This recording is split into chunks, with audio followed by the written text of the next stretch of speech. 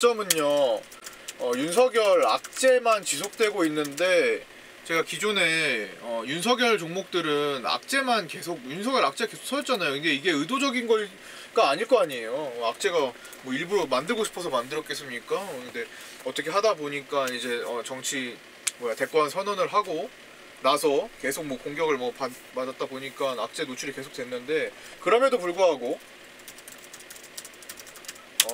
매집된 핵심 자금이 빠지지 않은 것으로 저는 봤습니다. 않은 것으로. 이거는 잠깐만, 다시 한번 지금 계신 분이랑 한 번씩 눌러주세요. 또 뭐 저 혼자 떠들 순 없으니까 소통 좀 해주세요. 최대한 채팅 좀 많이 남겨주세요. 그래야 저도 하나라도 더 전달을 해드리려고 노력하고 합니다. 레드향기님, 신현수님, 고구마님, 서당깨님, 수님, 여리님, G80님, 스택스님, 타핑님, 이사벨라님, 길서님, 보라돌이님, 김기성님, 디비지님, 선영님, 미용님, 병아리만님, 고국심 이렇게 많이 계신데 비선향기인데 준이님, 부자엄마님. 오케이, 알겠습니다. 자, 대박님, 옹진에 대한 관점은요, 카지오시님은 어쨌든 제가 지금까지 계속 말씀드렸어요. 다른 건 모르겠는데 대선주만큼은 좀 폭을 넓게 조금 다른 방식으로 좀 접근을 해보자. 진짜 대선주 많이 괴롭히고 갈 수도 있고, 나중에 아직 시작 단계 수준이라서 결국에는 판도가 어떻게 바뀔지도 모릅니다. 네, 판도가. 그래서 일단은 악재가 사실 악재가 나올 것으로 알고 뭐 접근을 안 하잖아요. 보통은 악재가 많이 나왔어요. 근데 생각보다도 길어졌어요. 네. 생각보다도 악재가, 다들 아시다시피 윤석열 후보의 악재가 한두 개로 잠깐으로 끝나지 않고 시간이 지나면 지나서 계속 나왔단 말이죠. 새로운 것들이. 어쨌든 그래서 이제 의도치 않게 시간을 많이 끌게 됐는데, 중간에 옹진 싱크빅 호재로, M&A 관련 옹진 싱크빅 호재로 잠시 움직였다가도 그게 이제 종목이 관리가 되고 있는 게 다른 종목보다 더 강했던 거고요. 옹진 싱크빅 역할을 한번 했다라는 게. 그 다음에 이제 악재가 다 어느 정도 기간이 지나면서 소멸로 자리 잡고 나서 이제 국민의힘, 지난번에 나왔던 내용이에요. 국민의힘 입당 관련된 이슈는. 근데 이제 본격적으로 이제 이준석 대표를 만나서 회동을 하다 보니까, 주말에 그런 소식이 들리다 보니까 오늘 월요일 되자마자부터 그냥 펌핑이 나온 건데, 아침부터 힘있게 올라왔잖아요. 힘있게 시작하면서부터 빵 치면서, 그 다음에 시작하면서부터 친 다음에 뭐 했어요? 그동안에 아주 진짜 욕하면서 토 나온다, 윤석열주 진짜 토 나온다 라고 언제 진짜 팔고 싶어서 몸서리 쳤던 사람들, 이 과정 속에서 진짜 팔고 싶어서 진짜 안달났던 사람들이 아침엔 못 봤을 가능성이 높잖아요. 아침에 뭐 일한다 뭐한다 하면서 아침에 뭐야 옹진 언제 떴어? 라는 생각을 갖고 딱 봤단 말이죠. 그래서 주춤주춤 거리는 시간, 바로 상한가 들어가면 그 사람들이 안 팔죠. 만약에 여기서 직행으로 상한가 들어왔다 생각해보세요. 이렇게 빵 뻗어서 이렇게, 그러면은 오히려 물려있던 사람들이 안 팔게 됩니다. 그쵸? 당연하잖아요. 내가 30분 뒤에 회의 끝나고 가서 9시 30분에 봤는데 내 종목이 갑자기 상한가 들어가 있어. 팔아요 안 팔아요? 웬만하면 보려고 하죠. 그쵸? 그런데 주춤주춤 거리는 시간을 자꾸만 안 가는 것처럼 해주니까, 에이씨 나 이거 또 괜히 고생 또 하겠다 하면서 팔아버린단 말입니다. 파는 시간을 많이 줬어요. 어느 특정 라인을 지키면서 자꾸만 심리를 팔도록 유도를 했다라는 겁니다. 그리고 마지막에도 뭐예요? 상한가까지 또 풀어내면서 역시 상한가 풀리는구나, 지금이라도 팔아야겠다라는 생각을 또 갖게 만들어줘요. 자, 여기까지는 일단 따라오셨죠? 지금까지 어떤 생각을 사람들이 해왔는지가 되게 중요합니다. 네. 그냥 옹진을 대선 주니까 니 한번 결과 날 때까지 보자, 5,000원 6,000원 갈 때까지 한번 보자 라고 마음먹었던 사람들 열외, 나머지 야씨 진짜 미치겠네, 맨날 밀리고 어떡하냐 대선주를 대선주처럼 바라보지 않았던 사람들은 오늘 많이 팔고 나갔을 가능성이 높아요. 오늘 거래 4천만 주가 넘어갔습니다. 거래가. 그런 사람들을 매도하고 보낼 시간들. 자, 얘가 지금까지 핵심 자금이 빠지지 않은 상태에서 악재를 딛고 왔어요. 악재의 반응을 하방으로 밀지 않으면 또 사람들이 인식을 안 해요. 악재가 터졌는데 예를 들어 가격을 지키고 있는 것도 이상해. 그러면 오늘같이 돼도 안 팔아줍니다. 악재와 하락을 같이 경험했기 때문에 사람들이 오늘 일찌감치 반응이 나온 거예요. 악재도 보고 악재 뉴스도 보고 하락도 같이 본 사람들.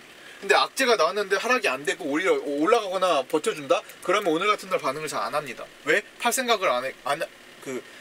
그 종목에 대해서 좋은 감정을 갖고 있기 때문에. 안 좋은 감정을 많이 가지고 있을수록 컨트롤하기가 편해요. 어찌됐든 윤석열 주는 최근에 충분히 안 좋은 감정을 사람들이 주주들이 갖고 있을 가능성이 높다고 판단을 일단 하고 있었는데, 저는 역시나 중심은 코어 자금을 보기 때문에 코어 자금이 빠지지 않은 것으로 추정됩니다. 거래 수준 별로 안 나오고 호가 맨날 봤는데 이들이 이탈할 생각을 하고 있지 않다라고 계속 판단을 했어요.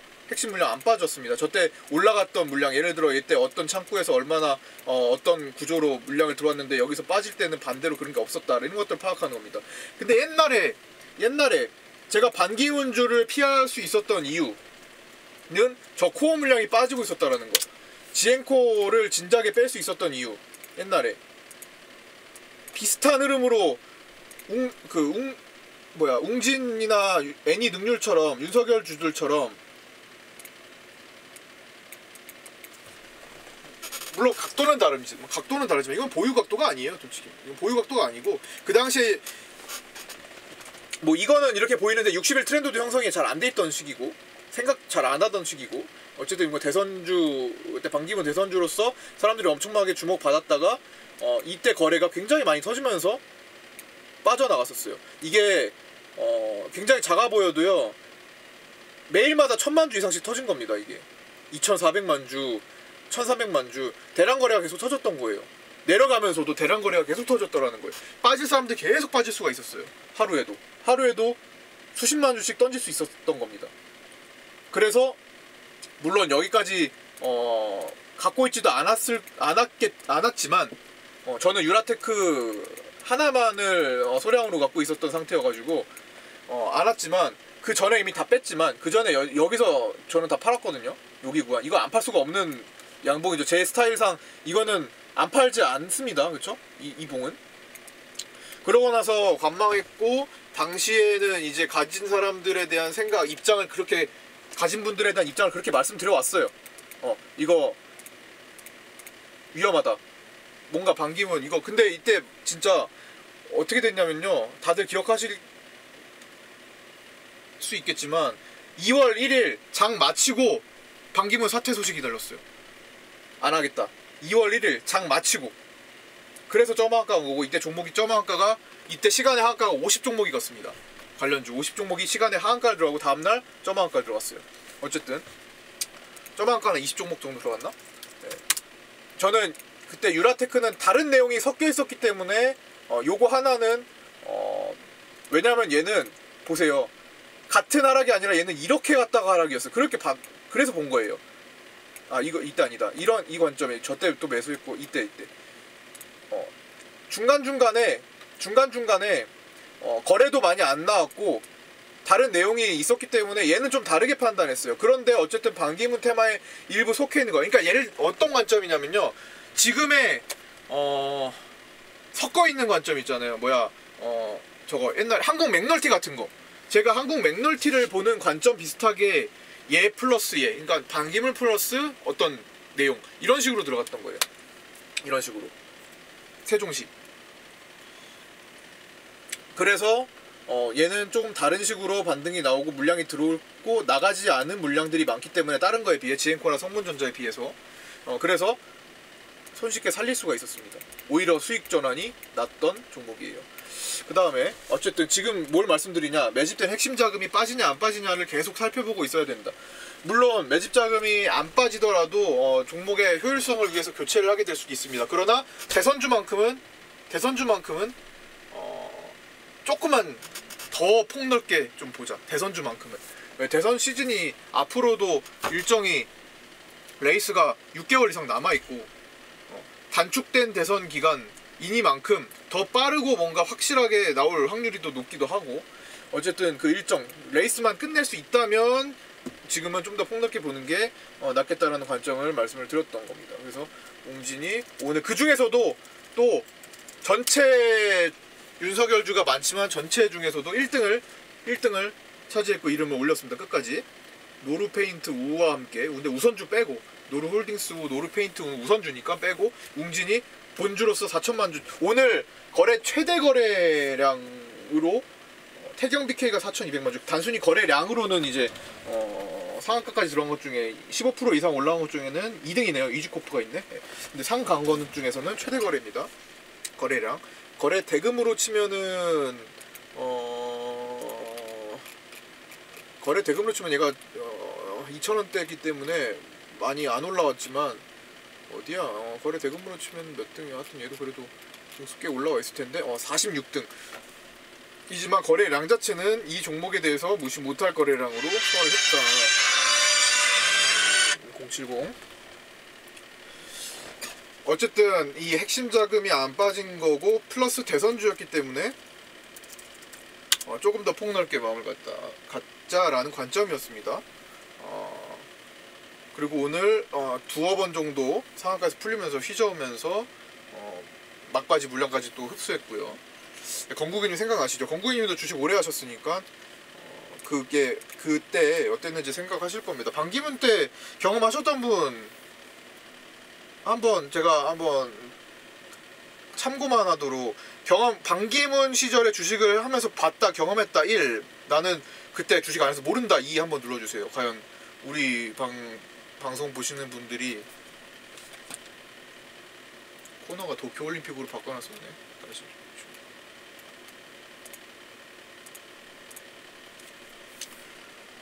아, 2가 많아요? 그때는 주식 아예 안 하셨어요? 그러면? 2 누르신 분은 그때 뭐 주식 생각 안 하셨습니까? 그때 주식 생각 안 하셨어요? 주식 매매에 대한 생각 뭐 그런 해야 되나 그런 개념도 없이 그냥 아예 안 하셨어요? 관심이 없으셨던 거네. 남들이 뭐 주식으로 뭐 보유하고 뭐 하고 했던 그냥 와 거의 다 이네요. 그러니까 건국이님 충격이 장난 아니었죠. 건국이님 갖고 계셨나 보네. 뭐 갖고 계셨어요 건국이님은? 아예 안 보셨고 관심 없으셨던 시기가 많구나. 2017년 2월에 4년 5개월 전에 4년 5개월 전. 건국이님 그때 무슨 종목이었어요? 건국이님은 10년 넘으셨으니까. 와 생각보다 2가 많네요. 저는 반반 정도 나올 줄 알았는데 반반 정도.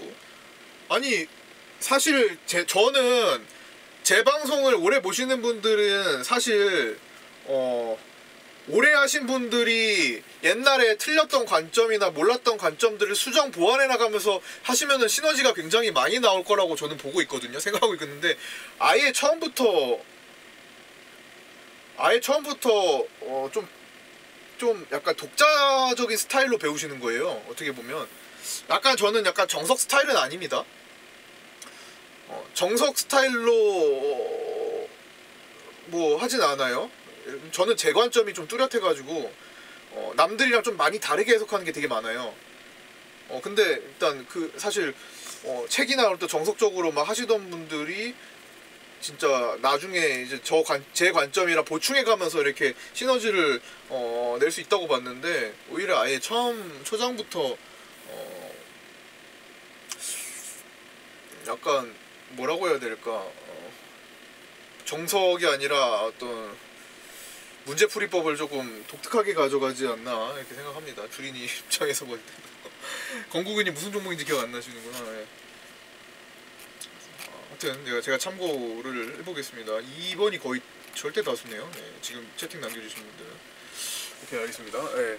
그러면은 더욱더 제가 경험적인 걸 얘기할 때 더 과거에 경험이 없었던 경우에서 봐야 되니까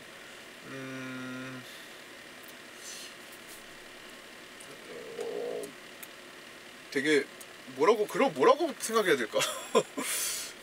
거의 그냥 역사책을 약간 본다라는 느낌으로 좀 봐야 될 게 있겠네요. 그죠? 아예 앞에 내용을 모를 거 아니에요. 그러니까 어떤 일들이 있었는지 주식시장에 대해 주식에 어떤 이벤트들이 있었고 그런 것들을 모르신 상태에서 봐야 되니까 제가 참고를 하고 그 관점에서 좀 봐드릴게요. 더 NPC 꼴이 달았구나 마지막에. 지앤코였어요. 아 건국이님 좀 센 거에 또 당하셨네. 지앤코 센 거에 또 당하셨네. 아니 저는 신현수님은 좀 더 많이 하신 걸로 알고 있었는데 아니구나. 이게 그 연배랑은 또 관련이 없네요. 연배랑은 관련이 없네. 그러니까 20, 30대 분들이면은 그 당시에 뭐 주식 관심이 없었다라고 지한님 같은 경우나 뭐 서당깨님이나 송님 같은 경우는 그럴 수 있다고 보는데 다 이제 30 전후나 그 이하 이렇게 있으면은 30 초반이나 초중반 이하에 있으면 그럴 수 있다고 보는데 8년 전에 했다고 적으셨어요. 8년 전에. 그러니까 보통 그렇게 아예 관심을 안 갖기도 되게 사실 어렵죠. 주변에서 좀 많은 유혹들이 있었을 텐데. 오케이, 알겠습니다. 마지막에 다날이 덧치고 있구나. 알겠습니다. 자, 어쨌든 공구구님은 센 것에다가 아주 예시 종목, 그러니까 센 종목을 예시 드린 거거든요. 지앤코와 성문전자 그 당시에 타격이 셌던 거. 점한가 하나에다가 또 다음날도 20% 이렇게 떨어진 그런 스타일로. 하여튼 웅지는 그렇습니다. 핵심 자금이 당시에는 반기문 때는 빠져나가는 게 저한테는 포착됐었고, 물론 지금은 좀 더 보는 게 좀 더 업그레이드 되긴 했어요. 제가 당연히 4년 전에 보는 것보다 지금 보는 게 좀 더 디테일한 점이 있긴 합니다. 근데 그 당시에 판단했을 때도 약간 이탈 성향이 좀 있었던 거, 4년 전에 판단했을 때도. 그 다음에 어쨌든 그래서 내일은 얘를 어떻게 봐야 되냐, 내일은 갭이 얼마나 어디서 뜨는지가 되게 중요해요. 내일은 제가 보는 3250원 라인 위에서 출발하냐 아래에서 출발하냐는 내일 아침에 들어오는 돈의 크기가 스케일이 좀 다를 가능성이 높습니다. 그래서 내일 아침 시초가를 보고 판단할 거고요. 여기 밀집된 구간을 애초부터 통과해서 출발시키느냐, 아니면은 그 아래에서 출발해서 거기를 저항대로 만드느냐는 이 종목의 내일 운명이 갈리고, 내일 비중을 줄여야 되냐 마냐의 판단도 거기서 잡혀요. 예를 들어서 3250 밑에서 출발한다 하면은 비중을 일단 줄이고 시작해야 될 가능성이 있습니다. 200원, 100원 뭐 요 정도 라인에서는 비중을 반 정도 일단 토막 내고 아침에 봐야 될 가능성이 일단 높고요. 물론 내일 가서 물량을 보고 판단할 거긴 하지만 3250원을 여유있게 돌파해서, 애매한 경우는 좀 더 고민해야 돼요. 여유있게 돌파하는 경우는 한 번 더 화력 분출까지도 한번 노려보다가 판단할 가능성이 높습니다. 일단은요. 보면서 판단하겠지만 밀리는지 아니면 돌파 물량이 더 들어오는지. 그래서 그거 참고해서 내일 방송 참여하시면 되고요.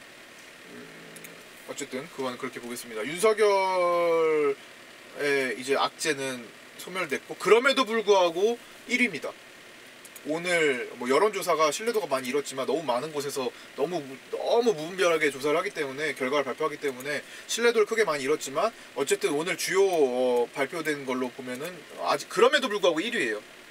그쵸? 그럼에도 불구하고 1위인 상황을 악재가 소멸된 위치에서 국민의힘 입당 이슈가 붙이면 과연 어떻게 될까? 핵심 자금은 빠진 적이 없다라고 판단되고, 그래서 종합적으로 봤을 때 보유 관점으로 봤던 겁니다. 자, 그 다음에